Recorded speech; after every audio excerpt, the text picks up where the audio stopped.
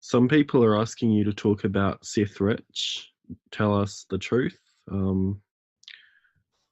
Yeah, I would like to do that. Here's the issue, and people need to understand why I need to be very careful about this. I have a large legal team, both in New Zealand and the United States. I have lawyers in Hong Kong and elsewhere. What is important here is that I do secure an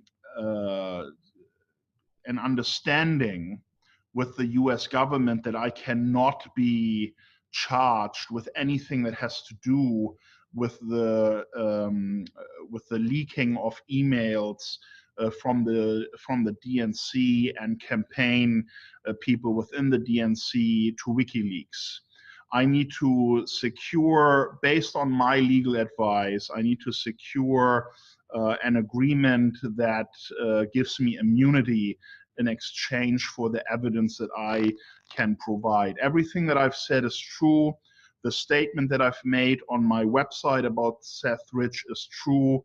And I just have to go through the legal process because I'm already in enough trouble and I don't want to give them another opportunity, another way to attack me. And that's why, I have to rely on my legal advice when it comes to information about Seth Rich and his involvement in the leaking of DNC emails. Please don't criticize me for doing the legally prudent thing. If you criticize anyone, criticize the Department of Justice and Special Counsel Mueller, who has received a detailed letter from us. We haven't even gotten any reply. How can the person who has been mandated with investigating the very issue that I'm talking about, that I'm offering to provide evidence for, how is that very person not interested in hearing from me? That is a question you should ask yourself, and that is someone you should criticize for not doing their job. Because the truth, in my mind, why they are not coming back to me is inconvenient. It does not marry with the narrative of Russian hacking. It does not work to call Trump a colluder with Russia in the last election. If the investigation body in the United States would actually look at this evidence, this investigation would be over in no time.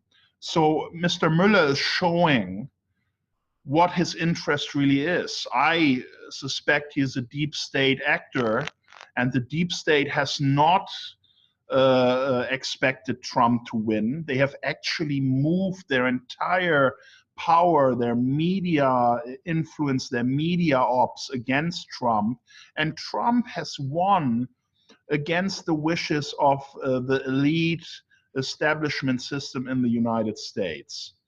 And they're trying to get rid of him.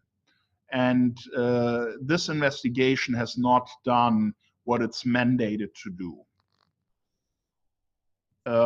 We know from a Wikileaks release of Vault 7 that the CIA has tools to basically create a fingerprint of any party in any hacking incident. So if the CIA goes out and hacks someone, they have the tool set to make it look like it was Russia, to make it look like it was China, to make it look like it was anybody but the CIA.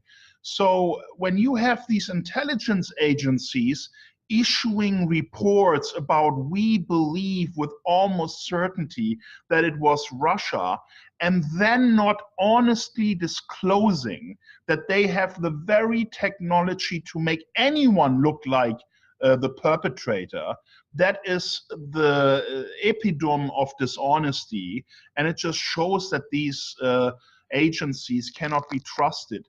They point the finger at someone without disclosing that they have the technology to make anyone look like the perpetrator.